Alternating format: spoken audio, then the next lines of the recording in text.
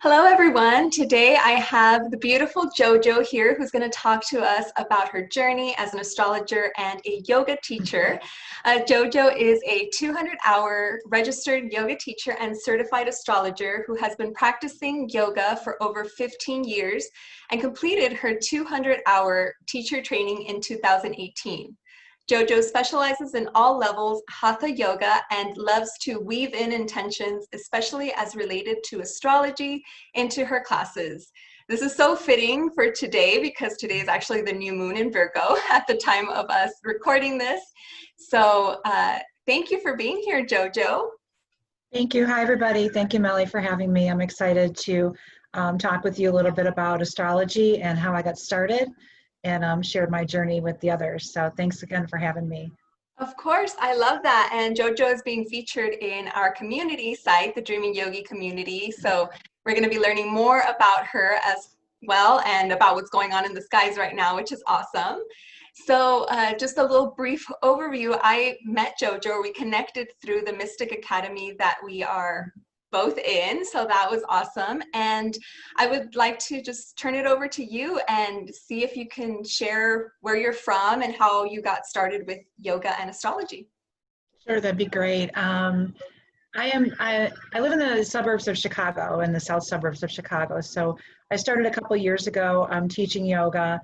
That's another story of how I started doing that, but I'll just encourage folks to, when opportunities come along, make sure that you're aware of them and you follow them and be curious about life, because you don't really know where it will lead you. So I never intended really to become a yoga teacher, but I love it.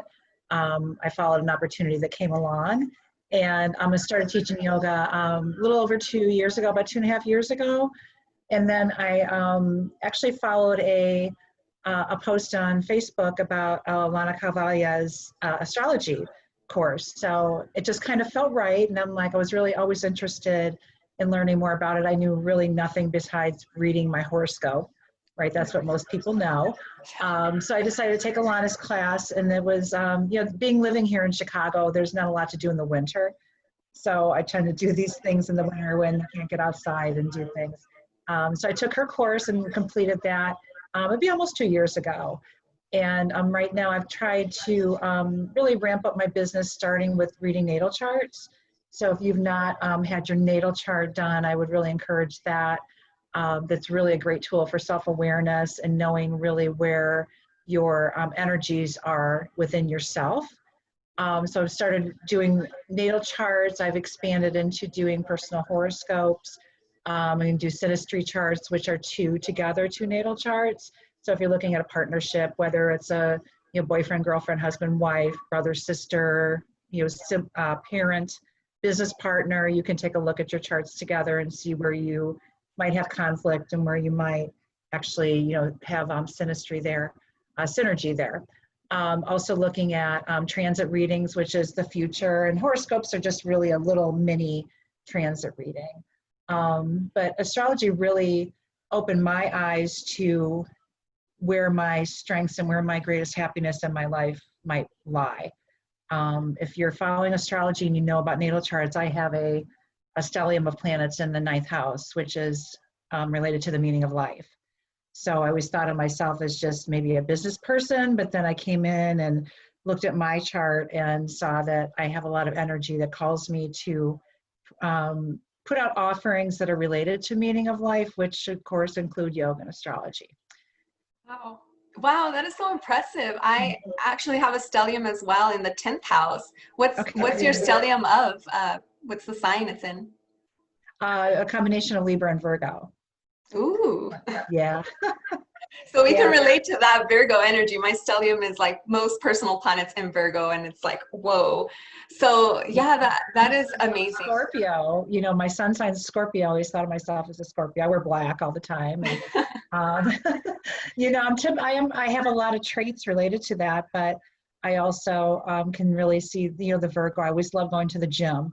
Very organized, very much taking care of myself and organizing my house and doing a lot of Virgo things, healthy habits, etc. So, and Libra is really related to balance, right? And balancing and harmony, and also related to being a, say, eloquent speaker. And for my work, I do a lot of speaking on the phone, outside of my yoga and astrology practice. So it's pretty interesting. If you haven't had it done, I would really recommend having a natal chart reading, having that done to understand yourself. Yeah, that's amazing. I know that when I got my natal chart read the first time as well, that was really what led me to Alana Kaivalya. I took the same training, and one of her students or graduate students was the one that did my reading. So it was just, that's a great message to those watching to follow those opportunities. If it's calling out to you, there's a reason, Yeah. and there's so much more to you than just your sun sign. So that is a great lesson to share. Yeah. So I'm curious, what has astrology done for you, like in your personal practice, in your personal journey? It really adds an element of self-awareness, right? And taking a look at maybe why things are happening the way they are, why I might feel the way I do, especially related to the moon. And a lot of my yoga practices, I will tie into the full moon and new moon, as you said, new moon in Virgo today, right? So really I'm teaching tonight, and it'll be a very earthy practice, because Virgo is an earth sign. So grounding yourself, really becoming in connection with the earth, will be a theme tonight. So really trying to take a look at what's going on in the sky and relating that to how I feel, and where I can best use that. Sometimes if you just feel down, kind of like, wow, why do I feel this way? Or I'm, really moody, or you're taking a look at the moon cycle at first might be something where you want to start, first after you get your natal chart done, and paying attention to how you feel during the various phases of the moon during the month. Is really a great way to come into contact. The moon controls the tides, right? And we're very much a lot of water. So it just makes sense that the moon's going to have impact on our psyches and ourselves too. That's great. So that's, I was actually going to ask for some tips for those who haven't gotten started. So you'd say, get your natal chart read so you can have like an overall idea, and then follow the moon, right? So how would somebody that's completely new to this and has no idea, how would you, like the first few steps of actually following the moon? The moon, I would definitely start with the full and the new moon. So they'll be a couple weeks apart during the month. You don't want to get into the detail of every day, right off the bat. So if you pay attention to when the full moon comes around, full moon is time for forgiveness and letting go of things that you don't need to carry with you. So you can sit down, make a list, do a meditation for yourself, just really identify things that you want to forgive in your life. Maybe it's even yourself. If you want to forgive yourself, you feel you made a mistake or something happened, or a certain person. You can take a look at online on moon practices. I write some things on my Facebook page that we'll talk about a little bit later. In my yoga classes that I do every 2 weeks are related to the themes of the full and new moon. So first taking a look at the full moon, forgiveness, and then taking a look at the new moon, like is today, of your new intentions. So if you create that space at the full moon and let go of what you don't need, then you'll move into the new moon and have room for those new things that you want to bring into your life. So new moon, you can sit down and just write a list of what you'd like to accomplish, some goals you might have, things you'd like to manifest into your life. And full moon, you're talking about what you want to let go to make room for the new things when the full moon or the new moon comes along in a couple weeks. So really, if you want to get started, I would start there and just paying attention to those things, setting those intentions of letting go and setting new intention, and then take a look at how you feel and really go back during the month and take a look at what you had wished for or what you wanted to let go of, and keep at it. Sometimes it might take a couple times, right, for those things to come to fruition or for you to be able to let go. But if you keep at it, then you'll become a practice that you'll really enjoy. And then you can move further into more detailed at the different lunar stages during the month. That's a great place to start. And especially, well, I'm not sure, I'll be posting this video today or tomorrow, but starting at the new moon and just noticing those. I also like to look at the flavor of it, what sign it's in. Like we mentioned, it's in Virgo today, and within time you'll start noticing like, hey, I get a little extra moody when the Sagittarius is full moon Sagittarius or whatever. So those are some great tips. Awesome. So Oh, go ahead. I say definitely adding in the, the zodiac sign then, and the energy of that, kind of layering that in and starting to build up your moon practice is a great way to go. So you're totally right. Yeah, and so your yoga class, do you teach in person or online? Mhm. I teach in person right now. Of course, with the pandemic and such, we're keeping the classes small. Um, when we were more locked down, I'll say I was doing some online for my regulars and doing some Facebook Live meditations. So my class would be at all levels, hatha class, where everybody's welcome, everybody can participate. And then I follow it during Shavasana with a guided meditation that kind of relates to the intention of the class. So as you're talking about, relating the zodiac sign to the moon, tonight's new moon in Virgo, we'll do an earth practice. So we'll have a grounding meditation related to root chakra. And that theme will be woven into the class so that you can celebrate your connection to the earth and really start taking advantage of that Virgo energy that's out there today. Wow, I love that so much, how you're connecting the two together, because astrology, like you said, is giving you that self-awareness and that guidance if you're looking at the transits, and meshing it in with such a healing practice as yoga and tying in that theme and intention. So you're really like supercharging what's already going up in the sky, like as Yeah. above, so below is what I'm thinking right now. So that is great. Exactly. I love that. I mean, you basically covered everything that I was curious about, how you're weaving it all together. And I mean, and you shared some great tips as well. How would you compare your previous, like JoJo before astrology and yoga came into the mix, and now? Um, I'd say a little bit unbalanced, right? I mean, I have a corporate career, focused on my work pretty much. My son's in my 10th house, so if you know your chart, you're going to be a lot of focus on career, right? And but astrology and yoga really gave me a little bit of a balance in my life to be able to offer things to other people that I really can't do through my corporate work. A little bit of guidance and wisdom and self-awareness, and just really taking advantage of the energies I have in the 9th house. I'm a rising Sagittarius too, so a little bit different from a Scorpio, right? Where you really want to get out there and tell your story and teach others and learn all the time. So it gave me another path of things to learn besides things related to my job. And it gave me just I think, more balance in my life than just focusing on work all the time, like my son was telling me to do, So I have a Capricorn moon too, which wants me to work. So work, always driving, but in which way, I really have that balance now between you're doing corporate work that maybe isn't 100%, fulfilling all the time, because you're really, working for other people and doing just, task-driven things. But this really gave me an outlet for creativity and to be able to share things with other people that I couldn't really do through my normal work.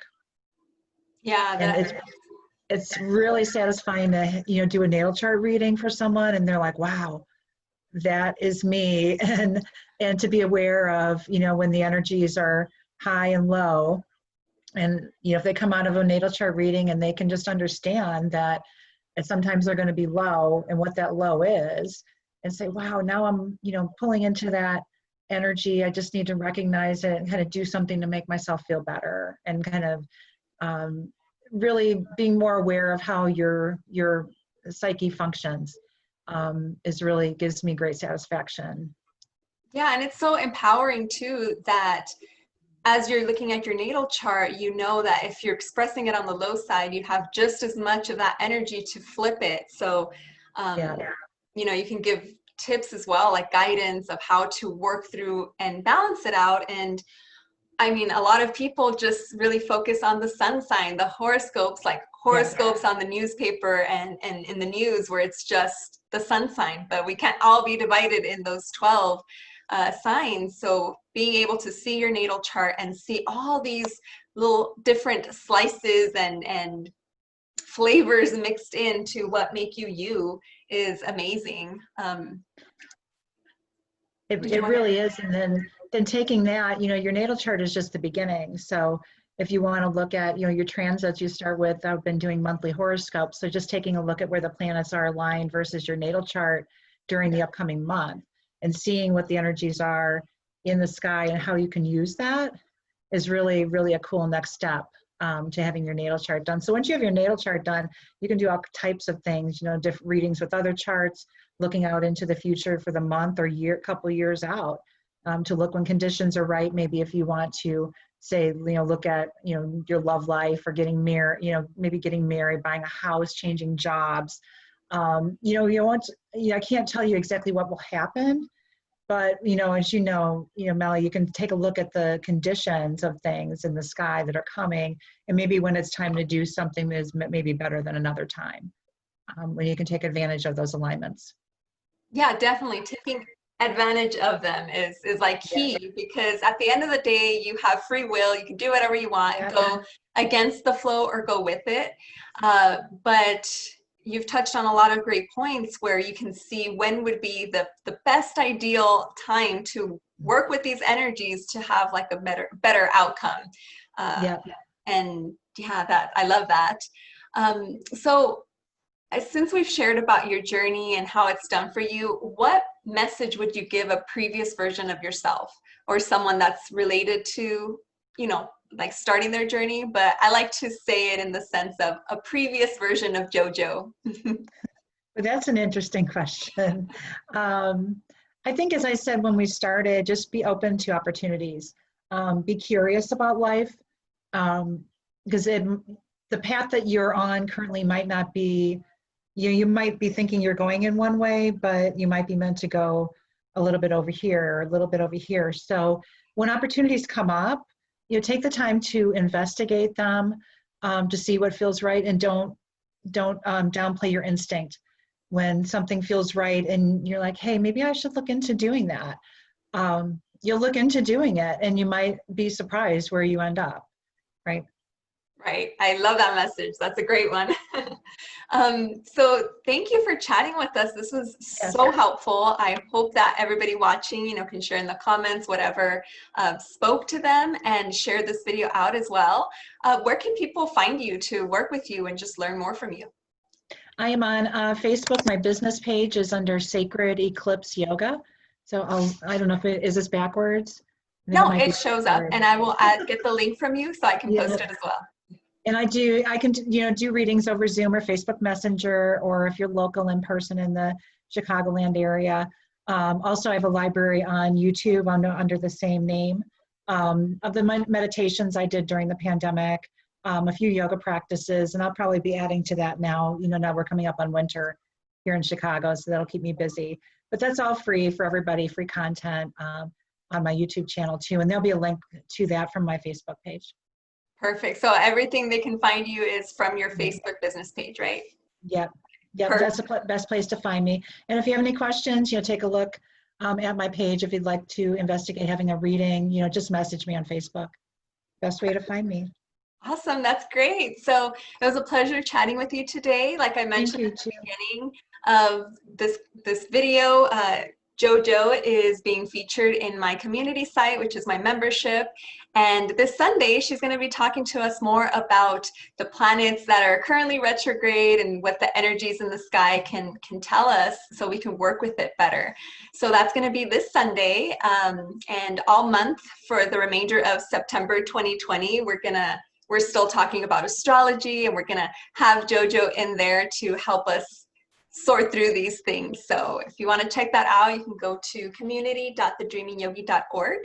And I can't wait for the community members as well as myself to continue learning more from you and how you're meshing these beautiful modalities together. Thank you, Melly. Of course. Thank you for chatting with me, and I will see you Sunday. Okay. Thanks a lot. You're welcome. Bye. Bye.